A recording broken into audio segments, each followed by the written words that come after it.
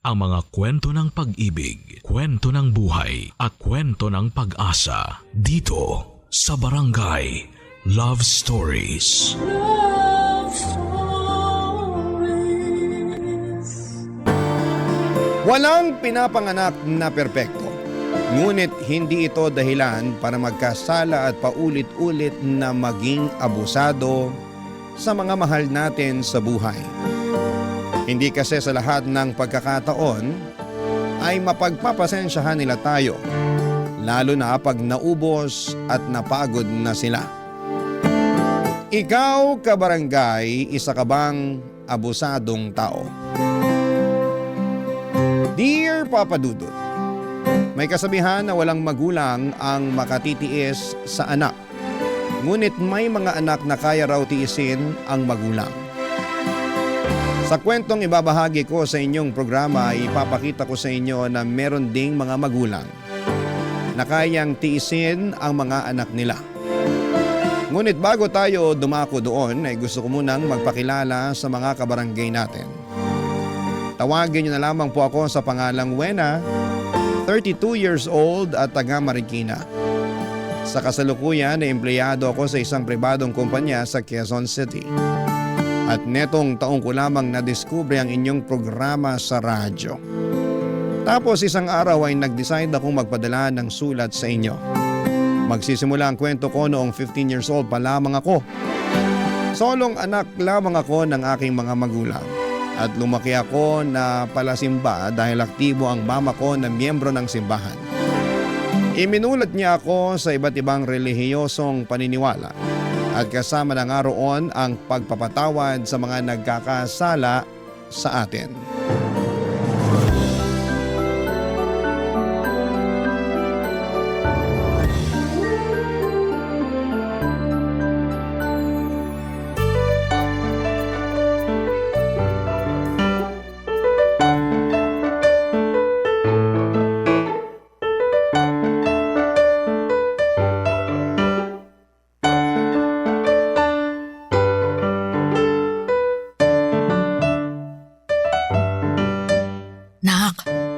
Bakit naman natulog ka sa misa kanina sa simbahan? Pasensya na po kayo, ma. Inaantok po kasi ako eh. Ang aga-aga naman po kasi natin pumunta sa simbahan. Ganun talaga. Siyempre mas maganda na yung maaga para hindi mainit.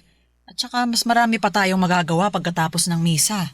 Kaya lang gusto ko pa pong matulog eh. Ano ba naman ang isang oras para ilaan sa pagsisimba kumpara sa mas maraming oras na nilalaan natin sa ibang bagay? Saka hindi kasalanan ng maaga nating pagsisimba ang antok mo, kundi kasalanan mo. Kasi nagpuyat ka pa nung gabi bago tayo nagsimba. Di ba sabi ko, patayin mo na yung TV. Pero hindi ka naman nakinig sa akin. Sorry po, ma. Maganda po kasi yung pinapanood ko kaya napuyat ako eh. Kahit gaano pa kaganda yung pinanonood mong yun, dapat pinaglalaanan mo pa rin ang panahon ng pagsisimba. Matagal na natin yung ginagawa, di ba? Tuwing linggo nagsisimba tayo ng maaga. Opo, pero bakit tayo lang? Anong tayo lang? Tayo lang po yung nagsisimba pero hindi sumasama si tatay. Marami kasi ako nakikitang pamilya silang nagsisimba. May nanay, may tatay. Tungkol sa bagay na yan, hindi kasi nakasanayan ng tatay mo yung magsimba. Saka pagod siya sa trabaho. Biruin mo, hanggang Sabado ang pasok niya. Kaya nga hinahayaan ko na lang siya na matulog para makapagpahinga. Sana pala nagtatrabaho na lang ako para hayaan niyo rin ako matulog ng mahaba pag araw ng linggo. Ano ba yung pinagsasasabi mo? Yung bata-bata mo pa. Saka hindi tama na hilingin mo yan para lang makaiwas ka sa pagsisimba, anak. Mali yun, ha? Para ka namang walang natututunan sa misa eh. Sorry po, ma. Buti pa, tulungan mo na lang ako dun sa kusina. Magluluto na ako ng pananghalian natin para pagising ng tatay mo meron na siyang makain.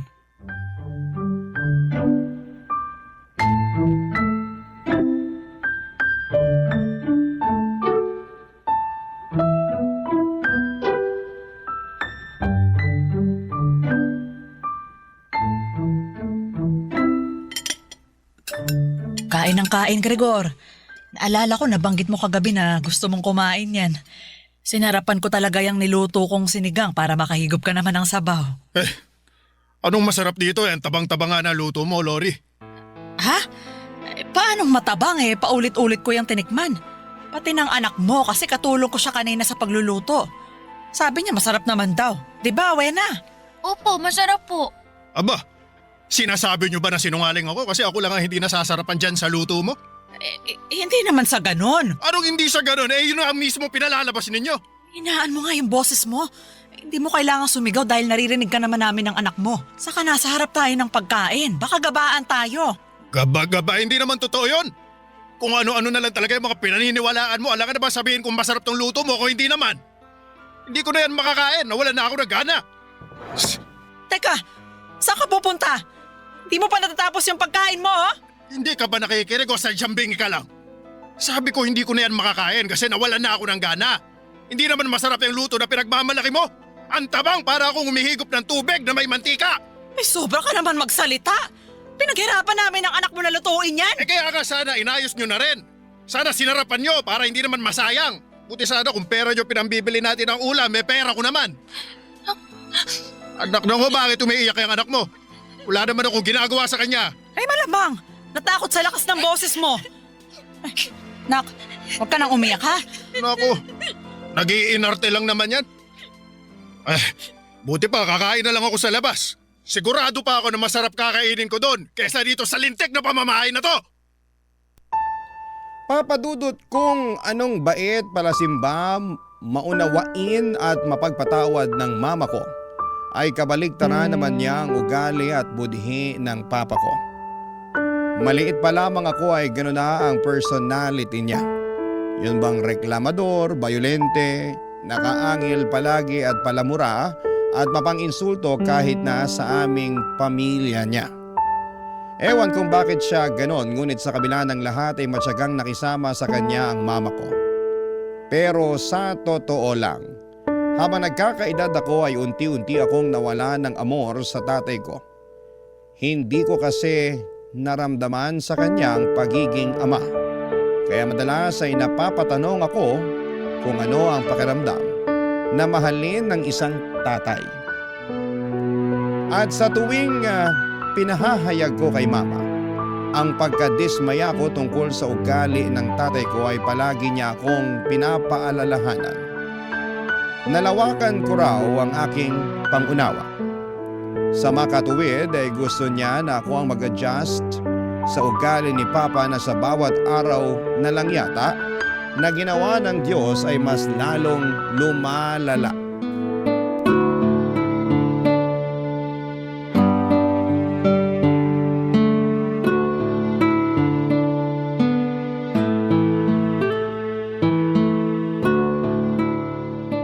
Nay, bakit po hindi niyo nalang hiwalayan si tatay? Ha? Bakit mo naman natanong yan? Bata ka. Kasi sinasaktan niya po kayo. Ibig sabihin hindi niya po kayo mahal. Hindi porke sinasaktan niya ako hindi na niya ako mahal. Mahal ako ng tatay mo, nak. Sigurado ako doon, ramdam ko yun. Pero sabi po kasi ng mga kaklase ko, hindi raw sinasaktan ng mga tatay nila yung mga nanay nila. Bakit? Hindi ba nag-aaway yung nanay at tatay nila? Nag-aaway din naman po. Oh, kita mo na. Saka hindi tayo nakakasiguro na hindi nasasaktan ng tatay nila yung nanay nila. Kasi pag nag-aaway medyo nagiging bayolente ang isang tao dahil nadadala siya sa bugso ng damdamin niya. Ibig pong sabihin, normal lang po yung ginagawa sa inyo ni tatay. Ha? Hindi. Pero parte yun ng pagsasama, anak. Alam ko, hindi mo pa maiintindihan sa ngayon. Pero darating yung araw na mauunawaan mo ang lahat. Pag nag-asawa ka na, ganun. Saka, hindi naman ako laging sinasaktan ng tatay mo Paminsan-minsan lang pag mainit yung ulo niya at kapag napipikon siya sa akin. Kilala mo naman yung taong yun. Medyo maiksi yung pasensya niya kaya intindihin na lang natin. Para sa akin, wala lang naman yun. Pinatawad ko na rin siya sa mga nagawa niya. Lori! Lori! Buksan mo nga itong pinto! Tatay po ba yun? Oo, anak. Teka, dito ka lang ha. Pagbubuksan ko lang siya ng pinto.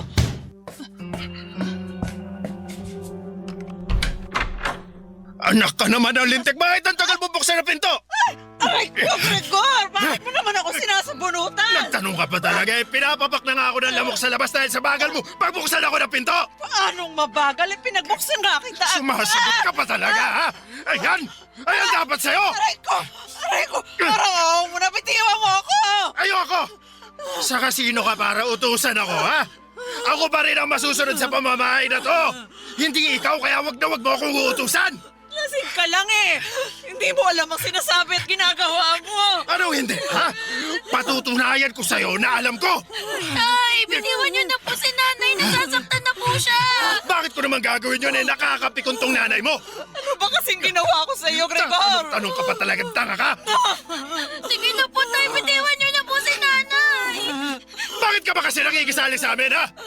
Gusto mo ikaw na lang ipalit ko dito sa nanay mo? Gregor, wag na wag mong sasaktan ang anak natin! Eh, anak ba natin tong maingay at makialamerang batang ito, ha? Oo! Ay, ako po to. Si Wena. Sino Wena? Sino Wena? Wala akong kilalang Wena! Gregor naman, bitiwan mo na ako! Kanina mo pa ako sinasabunutan Lintik ka. eh! Huwag mo sabi akong uutusan! Ang ingay! Ang ingay mong bata ka! Halika nga rito! Ano pong gagawin niyo sa akin? Bitiwan niyo po ako. Gregor! Ah! Yan ang dapat sa'yo! Maingay ka! Masyado ka kasi pakialamera! Sa susunod, matuto kang lumugar, ha? Let mo kapalian kaya kita ng buto! Walang hiya ka, Gregor! Sarili nating anak yan, paano mo nagkawasaktan? Wala kang konsensya!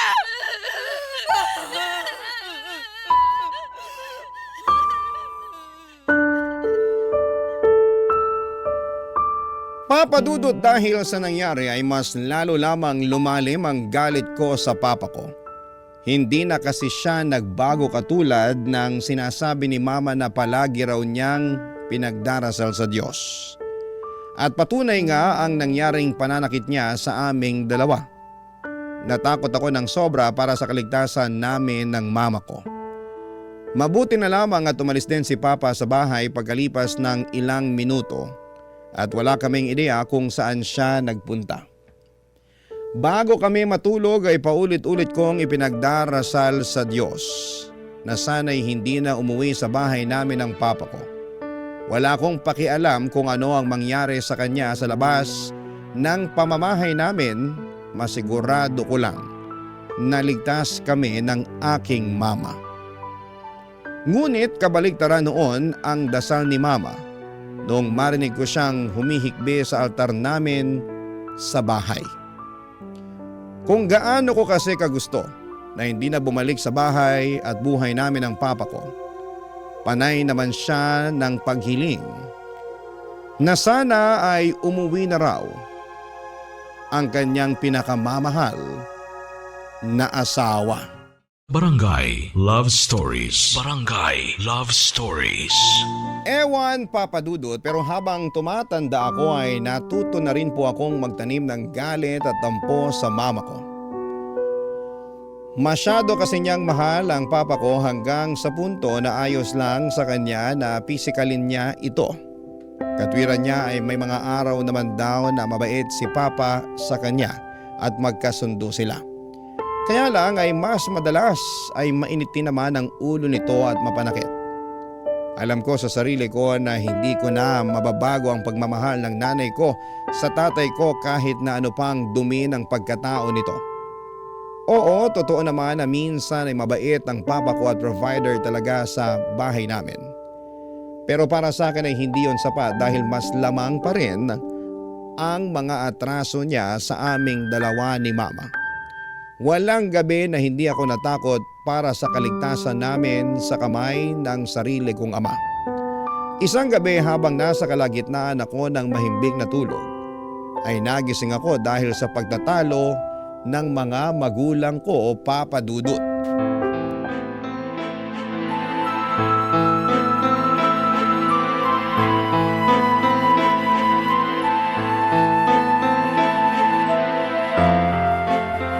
Ewan ko sa'yo, Lori.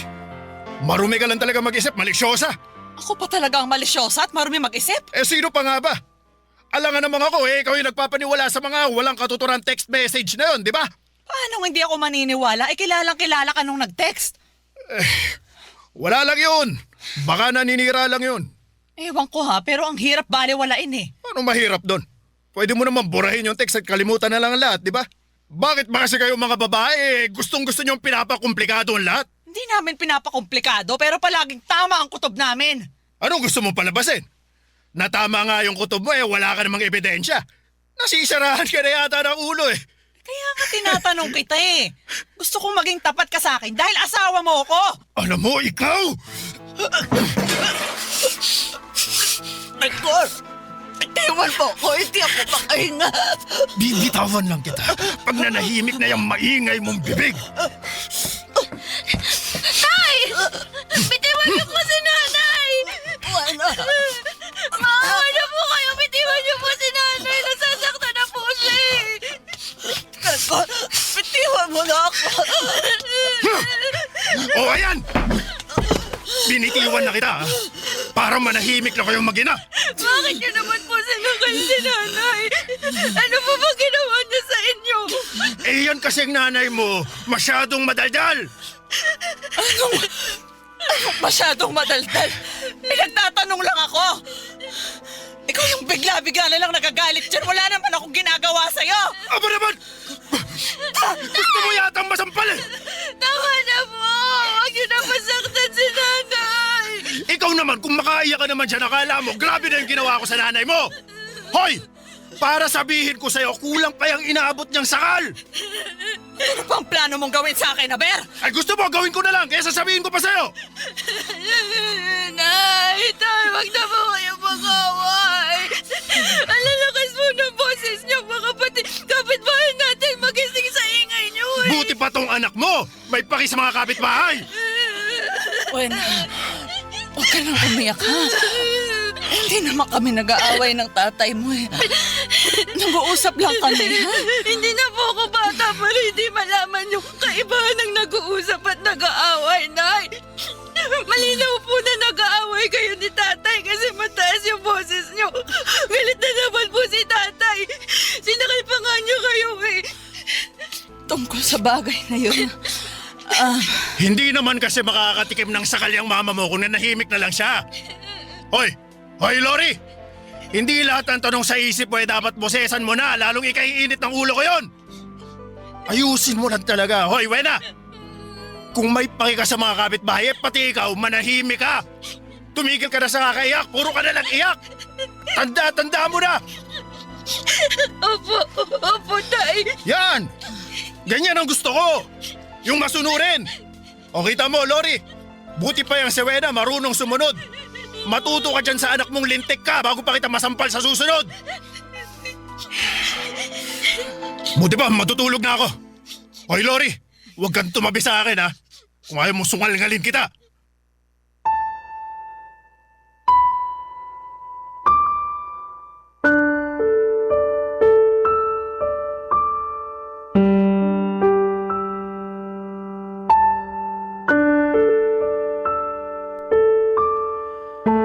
Papadudot ang akusasyon na yon ng mama ko sa papa ko ay unti-unti niyang pinatotohanan noong nagsimula siyang hindi umuwi ng regular sa bahay namin.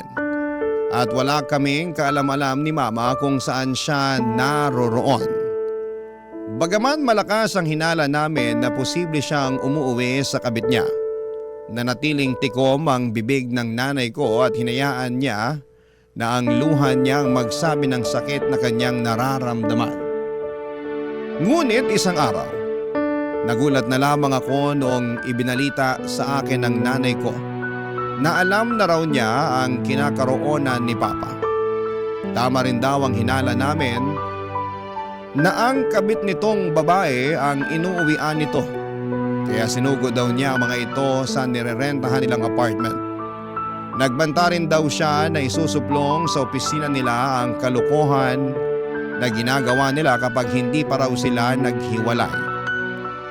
Dahil sa nangyari, bumalik sa bahay namin si Papa pero napansin ko na lamang na mas lumala ang ugali niya.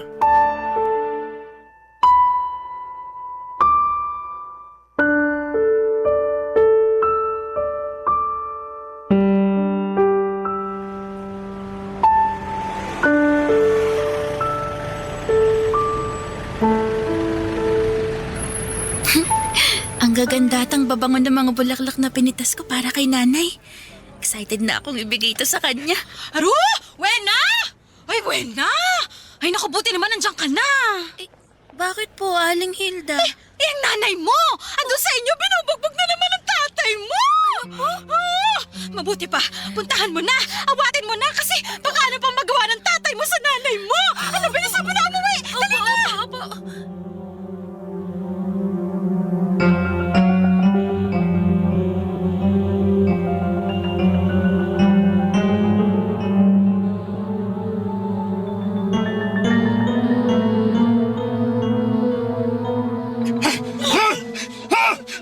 Yan ang dapat sa'yong babae ka! Ha? Bubunutin ko lahat ng buhok mo sa anit! Ha? Hindi mo po ako, nasasaktan ako!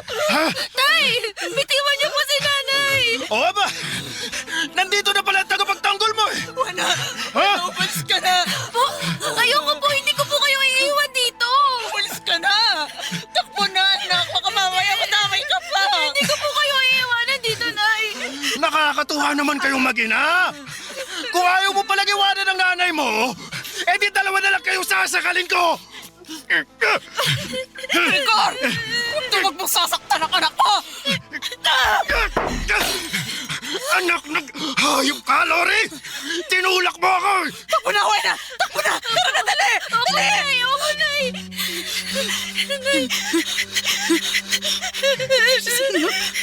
Akala niyo magpapalasan niyo ako! Bumalik kayo rito! Hindi pa ako tapos sa inyo! Nay, ako na tayo ni tatay. Para ako ng tricycle, nak! Manong! Manong, pasakay po! Ano po nangyayari, ma'am? Yung asawa ko nababaliw na! Parang awa mo na, isakay mo na kami ng anak ko! Sige po, sumakay na kayo! Uy, nasakay na dali! Saan po tayo? Kahit saan, bahala ka na, Manong! Basta ilayo mo kami sa asawa ko! Sige, antar ko na ha!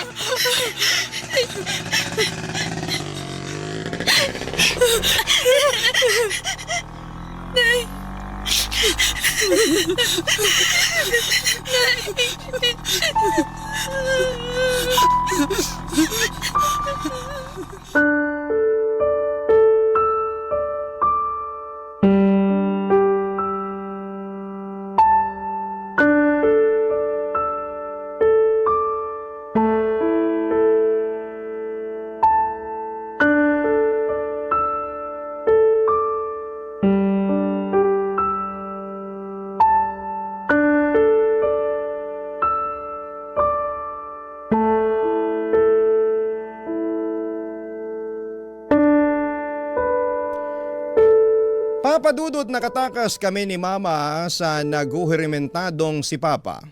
Pero dahil wala kaming kapera-pera ay hindi kami agad nakabalik sa amin. Malayo-layo rin kasi ang pinagdalhan sa amin ang naturang tricycle driver. Wala nga kaming dalang pera, buti at hindi na kami siningil ni Manong. Dahil sa sitwasyon namin, kinagabihan ay natulog na lamang kami sa tabi ng kalsada. Mahirap, papadudot at masakit sa likod na humiga sa malamig na simento na tanging karton lamang ang iyong sapin. Pero napagtiyagaan namin yon ni Mama sa loob ng 2 araw. Tapos para meron kaming makain ay namamalimos kami, papadudot.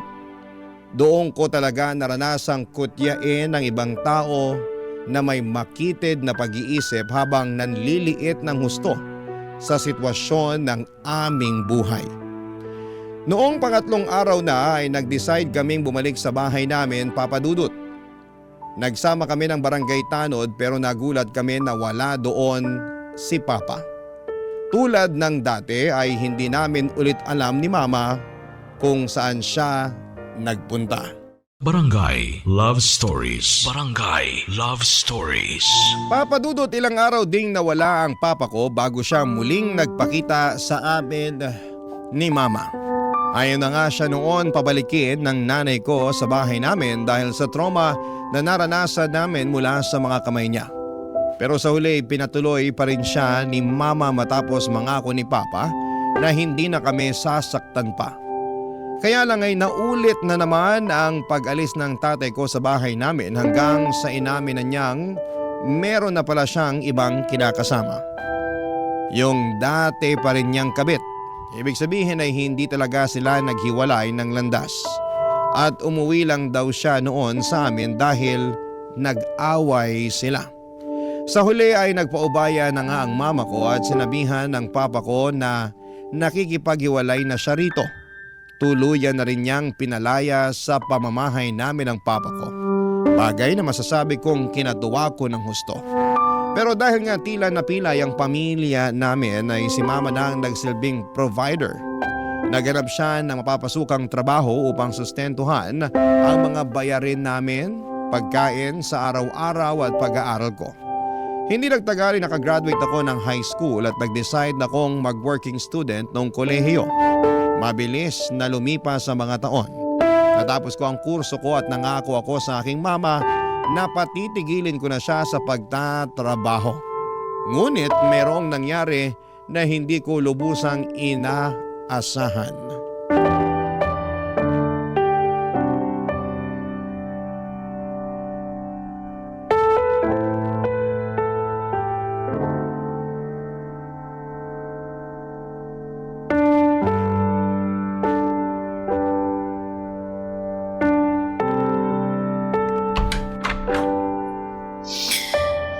Dito na po ako. Grabe, parang habang tumatagal, palala ng palala ang traffic dito sa atin Hindi na makatarungan. Umalis akong fresh kaninang umaga tapos uuwi akong depressed ngayon. Halata nga. Ang gulo na ng buhok mo. Parang di ka na nagsuklay bago umalis sa opisina nyo. O siya. Buti pa kumain ka na muna. Maupo ka na rito at sakto pagdating mo katatapos ko lang magluto ng hapunan natin. Ay, ano pong ulam, Nay? Pritong bangos. Ay, wow, tagal ko na pong request niya, Nay Oo, kaya nga niluto ko na para bawing-bawi sa pagod mo ng buong araw. Halika na rito sa mesa. Masamang pinaghihintay ang grasya. Opo, Nay.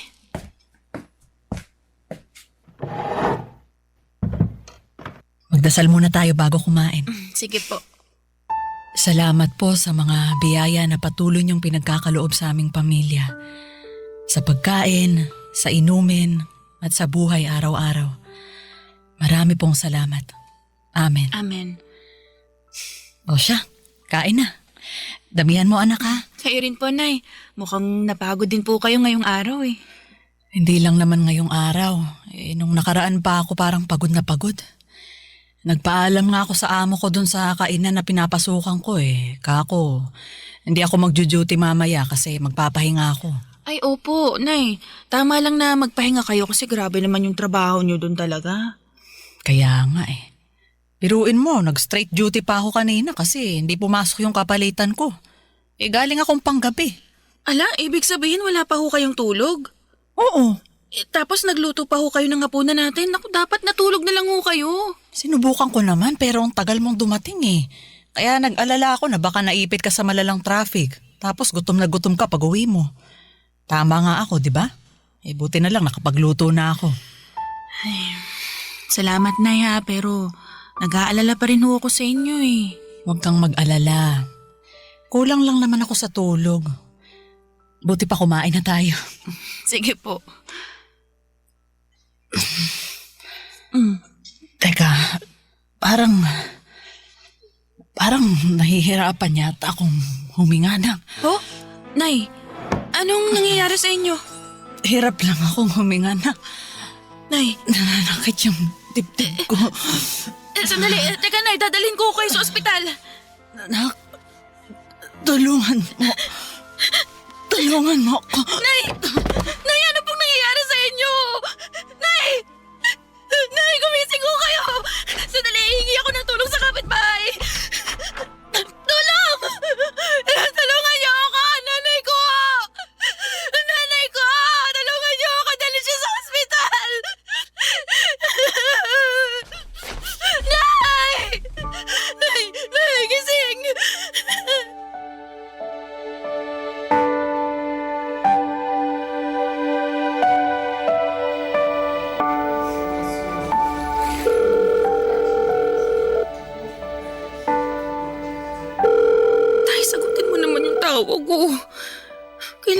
kailangan kita ngayon dahil nasa ospital si nanay. Maawa ka naman, Tay. Kung may pakialam ka pa sa amin, sagutin mo tong tawag ko. Sino rito ang kamag-anak ng pasyente? Ako po, Dok. Nanay ko yung pasyente. Pasensya ka na, Iha. Pero wala na ang nanay mo.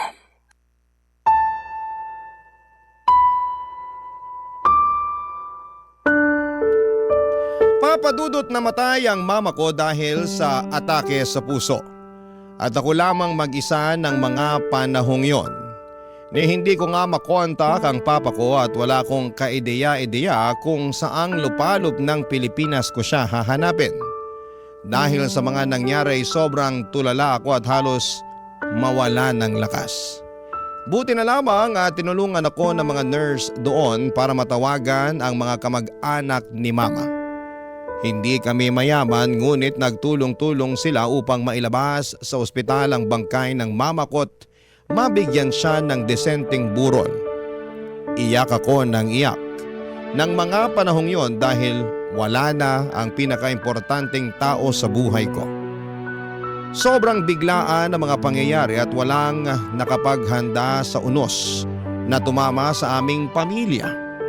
Litong-lito ako ng mga panahong yon at nagdadalamhati. Tapos isang araw ay biglang nagpakita ang magaling kong ama sa burol ng mama ko.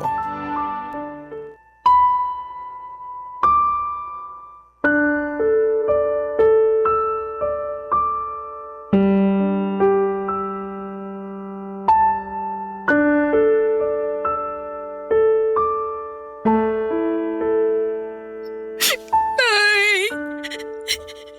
Nay naman eh! Kung nagbibiro kayo, maawa na kayo. Hindi na ako nakakatawa. Hindi na ako masaya. Ayoko po ng ganito. Yung nandyan kayo, nakahiga, natutulog. Alam kong hindi nagigising pa ulit.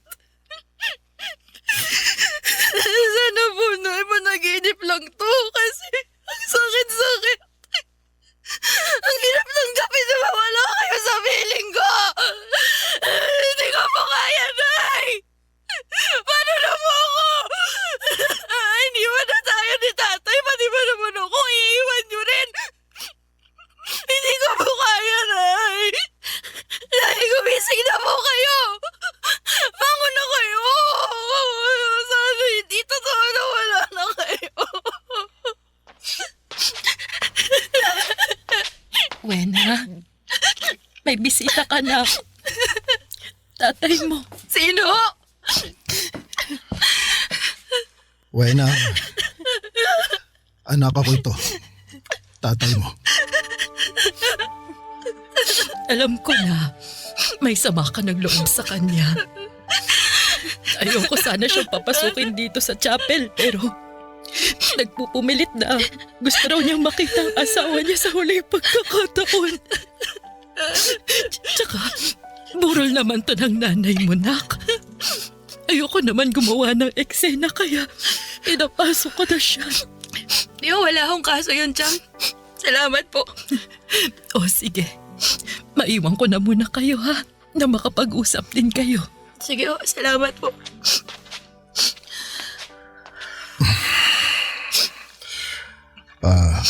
Kapal din talaga ng mukha niyo magpakita ngayon dito, no? Nung kailangan ko kayo sa ospital, hindi ko man lang kayo matawagan. Nagre-ring naman yung cellphone niyo pero hindi niya sinasagot. Patawarin mo ako, anak. Hindi ko naman alam na tumawag ka pala nun. Kung alam ko lang, sana sinagot ko. Paano hindi niyo alam? Bakit hindi niyo mahawak yung cellphone niyo? Oo, wala sa akin. Asan? Sa kabit niyo? Kaya hindi niya sinasagot kasi ako yung tumatawag. Siya rin yung nagpatay ng cellphone niyo, ganon? Oo, pero nag-away na kami. Nagalit ako sa kanya kasi hindi niya sinabi agad na... Ano gusto niyo maramdaman ko, ha? Magtatalon ako sa tuwa dahil nagalit kayo, inaway niyo siya? Hindi naman sa ganun, anak. Wag niyo akong tatawaging anak dahil hindi ko matandang nagpakatatay ka sa akin. At kahit na hanggang sa huling sandali ng nanay ko, wala kayo! Wala ka! Alam mo, kasalanan niyo talaga kung bakit siya namatay eh. Kung hindi niyo sana siya pinasakitan noon, binugbog, pinasama ang loob, eh di sana kasama ko pa rin ang nanay ko ngayon. Kayo talagang pumatay sa kanya. Kaya nga gusto kong humingi ng kapatawaran sa nanay mo. Eh, anin niya pa yung kapatawaran sinasabi niyo? Hindi niyo na yan maririnig pa. Sige nga. Sana patawarin mo ako. Nagsisisi na ako. Walang sandali simula nung malaman kong namatay na si Lori na hindi ako binagabag ng kalooban ko. Sinasabi niyo ba na kung hindi namatay ang nanay ko, hindi pa kayo mapapagabag at magsisisi? Sabi na eh. Ang nakakapal ng pagmumukha mo. Buti pa umalis na kayo rito. Ayoko na makita ang pagmumukha mo dahil nasusuka ako sa pagkatao mo. Wala kang karapatang makita ang nanay ko kahit nasa huling sandali niya dahil wala kayong kwentang asawa. Uwe na naman. Huwag mo naman ako ipagtabuyan. Tatay mo pa rin naman ako eh. Hindi na kita tatay. Sula sa mga oras na to, pinuputol ko ng ugnayan natin sa isa't isa. Kaya lumayas ka na. Layas!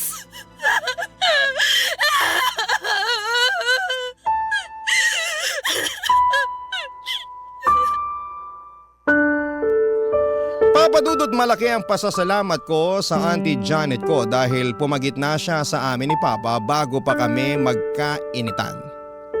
Buti na lamang din at nakinig siya sa auntie ko na umalis na lamang, Papa Dudut.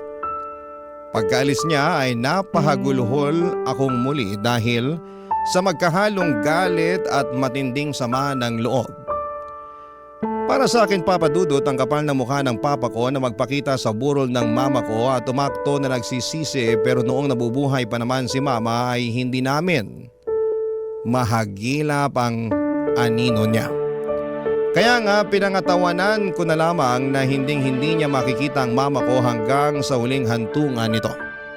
At kahit na masakit, kahit na mahirap mabuhay ay nagpatuloy pa rin po ako.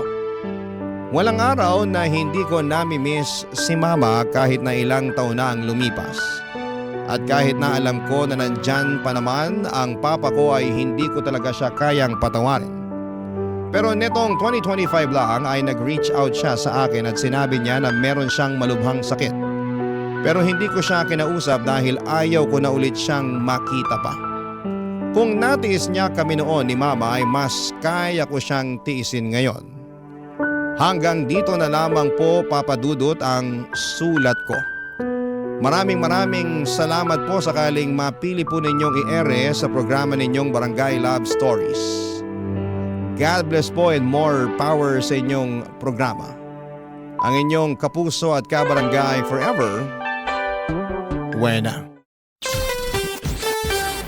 Anong say mo sa Barangay Love Stories na ito? Pagkwentuhan natin sa comment section yan.